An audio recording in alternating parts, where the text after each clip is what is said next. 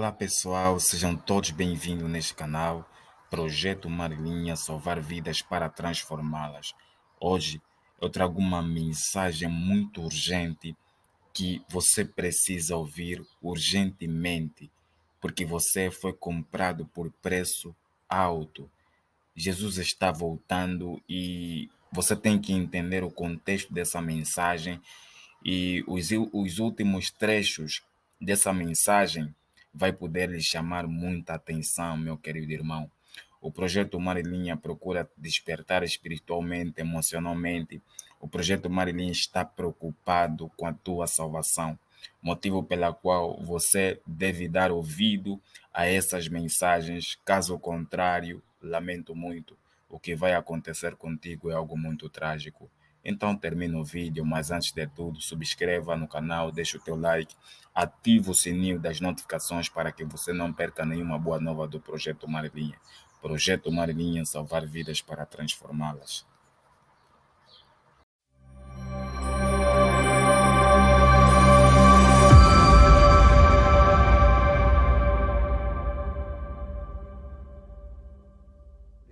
Existe algum aviso de Deus quanto ao tempo do seu retorno? Deixe-me dizer a respeito de Guilherme Miller. Este homem começou a estudar as profecias da Bíblia. E olhe que inicialmente ele não aceitava a Bíblia como um livro vindo de Deus, como a palavra de Deus. Ele era um ateu. E ele começou a estudar a Bíblia para provar que a Bíblia estava errada. E acabou percebendo que a Bíblia estava certa. E o livro Grande Conflito, citando a história de Guilherme Miller, diz assim na página 320.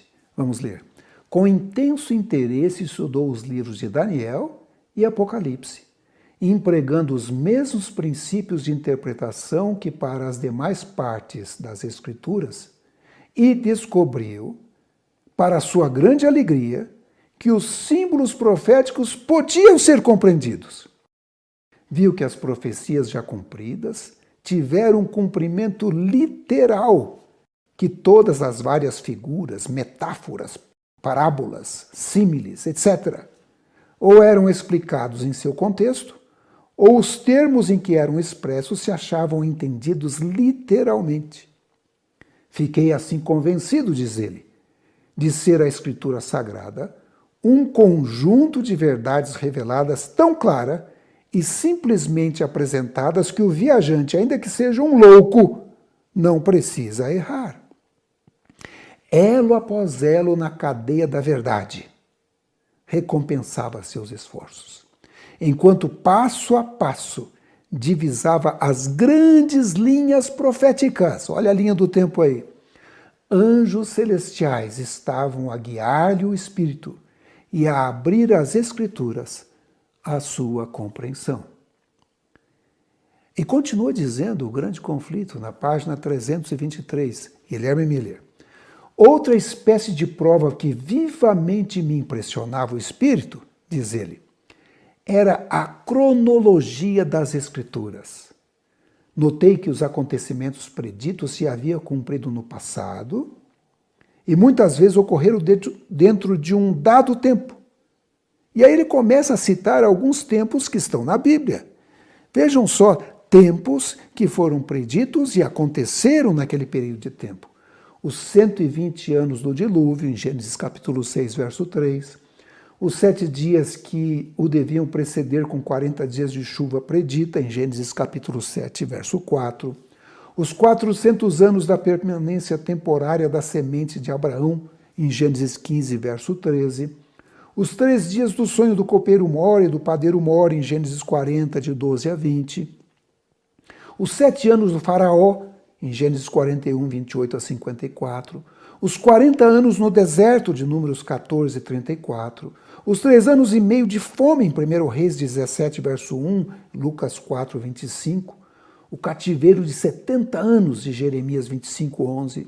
Os 7 tempos de Nabucodonosor, em Daniel 4, verso 13 a 16, e as 7 semanas, 62 semanas, e a semana perfazendo 70 semanas determinadas aos judeus, em Daniel capítulo 9, do verso 24 a 27.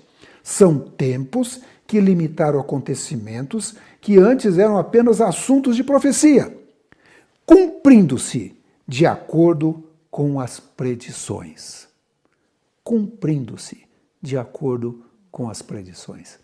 Impressionante, né? Então eu coloquei essa linha de tempo do planeta Terra, do início ao fim, e falei, vou começar a estudar as profecias e colocar numa linha de tempo, para mim procurar entender melhor as profecias. Comecei lá no início, vocês viram que no vídeo passado eu analisei a linha do tempo desde a criação até Noé. Se você não assistiu, volta lá e assiste o primeiro vídeo sobre esse assunto, né? Começando com a criação, em algum momento houve o pecado, né? Como eu disse, alguns creem que foi dentro de um período de 33 anos e meio, como foi o período de vida de Jesus Cristo, 33 anos.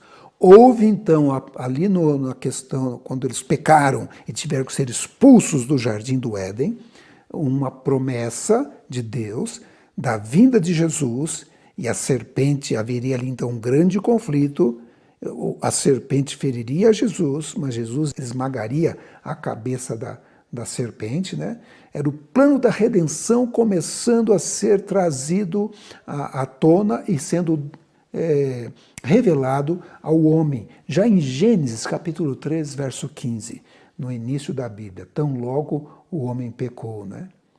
E a gente vê o plano da redenção descrito especialmente em alguns livros. Quero destacar alguns textos do livro Patriarcas e Profetas, escrito por Ellen White, o capítulo 4, porque o título é esse, Plano da Redenção. E ela diz assim: a queda do homem encheu o céu todo de tristeza.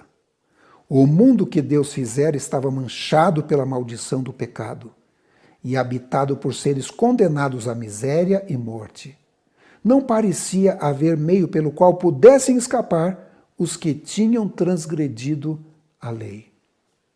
E ela continua dizendo: o plano da salvação foi estabelecido antes da criação da terra, pois Cristo é o Cordeiro morto desde a fundação do mundo, de acordo com Apocalipse, capítulo 13, verso 8.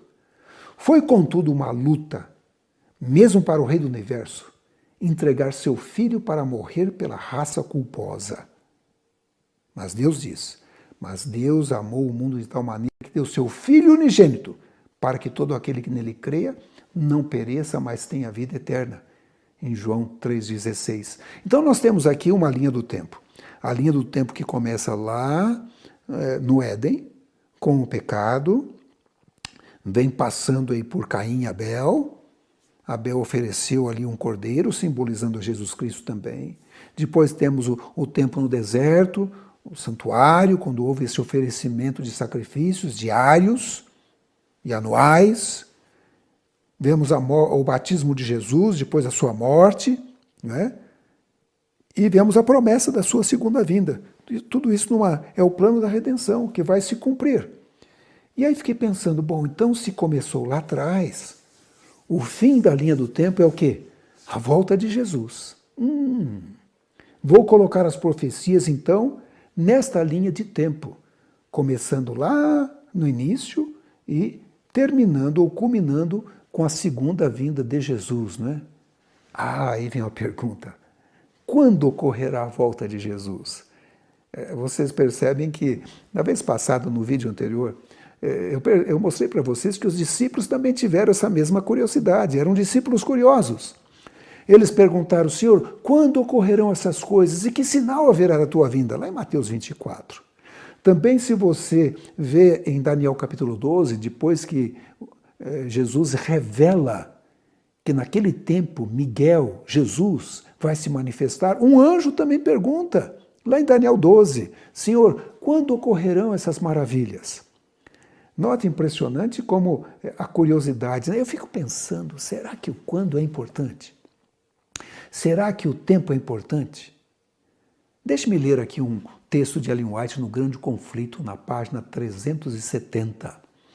Ela diz assim: daquele dia e hora ninguém sabe, nem os anjos do céu, nem o Filho, mas unicamente o Pai. Isso está em Mateus capítulo 24, 36.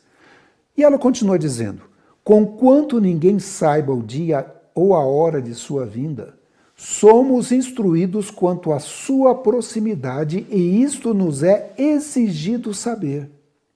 Demais, é-nos ensinado que desatender à advertência ou recusar saber a proximidade do advento do Salvador, ser-nos-á tão fatal como foi aos que viveram nos dias de Noé o não saber quando viria o dilúvio. Olha que coisa interessante que ela coloca aqui. Ela diz que nos é exigido saber a proximidade da volta de Jesus. E ela diz mais: recusar saber, olhe bem, recusar saber a proximidade do advento do Salvador pode ser o quê? Fatal. Fatal. E aí vem a pergunta, né? De novo, quando ocorrerá a segunda vinda de Jesus? Veja, vamos analisar um pouco a primeira vinda. A primeira vinda, vou ler aqui no livro Desejado de Todas as Nações, na página 28. Ellen White diz assim: mas como as estrelas no vasto circuito de sua órbita, ou indicada órbita, os desígnios de Deus não conhecem adiantamento nem tardança. Deus tem um momento exato, já marcado, viu? Não é uma coisa que Deus vai dizer assim, hoje, vamos lá, anjos, venham, vamos, é hoje que eu vou voltar. Não. Gente, existe um plano da redenção. Tudo está determinado neste plano por Deus. Ele tem o dia exato para a sua vinda. Não é algo feito de improviso, Deus não improvisa. Os desígnios de Deus não conhecem adiantamento nem tardança. E olha, ela diz mais: mediante símbolos da grande escuridão do forno fumegante, Deus revelará a Abraão a servidão de Israel no Egito e declarara que o tempo de sua peregrinação seria de 400 anos. Deus deu um tempo lá para Abraão. Disse para ele: sairão depois com grandes riquezas, e contra essa palavra todo o poder do orgulhoso império do faraó batalhou em vão. Naquele mesmo dia indicado na promessa divina, todos os exércitos do Senhor saíram da terra do Egito. E aí ela faz um paralelo. Assim, nos divinos conselhos fora determinada a hora da vinda de Cristo, falando da primeira vinda. E quando o grande relógio do tempo indicou aquela hora, Jesus nasceu em Belém. Olha que interessante. Jesus tinha tempo para nascer. Sim, estava no plano da salvação. Tinha um dia exato para nascer. Os anjos se prepararam. Teve um coral que cantou. E eles vieram naquela data específica, não é? E aí o que ela diz? No livro Mensagens Escolhidas, na página 406, volume 1 do livro Mensagens Escolhidas. Devemos compreender o tempo em que vivemos. Não o compreendemos nem pela metade. Vejam que o primeiro vídeo eu coloquei que o meu primeiro estudo se chamava Em que tempo estamos vivendo? Porque eu pensei nisso aqui, sabe? Devemos compreender o tempo em que estamos vivendo. Não aprendemos pela metade. Meu coração treme dentro de mim quando penso qual o inimigo que temos a defrontar e quão pobremente nos achamos preparados para defrontá-lo. As provas dos filhos de Israel e sua atitude justamente antes da vinda de Cristo foram me apresentadas repetidamente para ilustrar a posição do povo de Deus em sua experiência antes da segunda vinda de Cristo. Como o inimigo procurou toda ocasião para assumir o controle da mente dos judeus, e hoje procura ele cegar a mente dos servos de Deus a fim de que não sejam capazes de discernir a preciosa verdade. Olha, a gente tem que compreender o tempo que a gente está vivendo. É por isso que eu coloquei tudo numa linha de tempo. Vou apresentar para vocês aqui. Em busca de conhecer a proximidade da vinda de Jesus Cristo. Será que ainda falta 100 anos? Será que ainda falta 50 anos? Ou será que falta apenas 10 anos? É algo a se pensar, não é verdade? Ela diz que a gente tem que compreender o tempo que está vivendo, devemos ver a proximidade, pode ser fatal se não souber. não é? No livro Grande Conflito, página 312, olha o que ela diz. No tempo do primeiro advento de Cristo, os sacerdotes e escribas da santa cidade, a quem foram confiados os oráculos de Deus, poderiam ter discernido os sinais dos tempos e proclamado a vinda do prometido. Olha só! Na primeira vinda, eles poderiam ter discernido os sinais dos tempos. Percebem isso? E ela continua dizendo, a profecia de Miqueias designou o lugar do seu nascimento. Sim, eles sabiam o lugar. Lembram lá de Herodes? Consultando, e eles dizendo, é Belém. Mas não tiveram a curiosidade de ir lá, para ver com os próprios olhos o menino Jesus. O que mais que diz aqui? Aliás, o lugar de nascimento estava predito em Miqueias, capítulo 5, verso 2. Daniel especificou o tempo em que viria, está em Daniel 9, 25. O tempo da primeira vinda foi especificado. Deus confiou essas profecias aos dirigentes judeus. Estariam sem desculpa se não soubessem nem declarassem ao povo que a vinda do Messias estava às portas. Sua ignorância era o resultado da pecaminosa negligência. Ai, ai, ai. Será que estamos negligentes hoje em dia também? E ela continua. Grande conflito, página 312.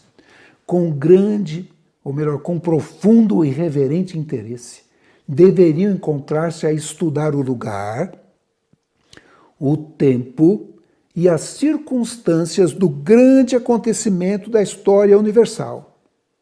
A vinda do Filho de Deus para cumprir a redenção do homem. Todo o povo deveria ter estado a vigiar e esperar para que pudesse achar-se entre os primeiros a dar as boas-vindas ao Redentor do mundo. E aí ela traz a lição para nós. Sim, para nós hoje. Preste atenção. Oh, que lição encerra a maravilhosa história de Belém. Está em Grande Conflito, página 314. Quanto ela reprova a nossa incredulidade, nosso orgulho e amor próprio. Quanto nos adverte a nos precavermos para que não aconteça que, pela nossa criminosa indiferença, deixemos também de discernir os sinais dos tempos e, portanto, não conheçamos o dia da nossa visitação. Olha, por favor, não vai cometer esse crime, indiferença, e deixar de conhecer o dia da sua e da minha visitação, a segunda vinda de Jesus. E aí vem a pergunta de novo, né? A pergunta que não quer calar. Quando vai ocorrer a volta de Jesus? O discípulo estava curioso, o anjo em Daniel 12 estava curioso, e eu estou curioso, e de repente você também está curioso, né? Talvez, se você assistiu até aqui, está pensando, o que esse pastor vai passar para a gente aqui? Que nova doutrina é essa? Não, eu apenas estou estudando as profecias, não é? Pôs aqui numa linha do tempo e vamos analisar, não é? Porque Deus sempre avisa, não é? Não é isso que diz Amós capítulo 3, verso 7? Se ele sempre avisa, deve haver algum aviso de Deus. Será que existe um aviso de Deus sobre o momento da segunda vinda? É isso que nós vamos ver. E vamos analisar nesses vídeos.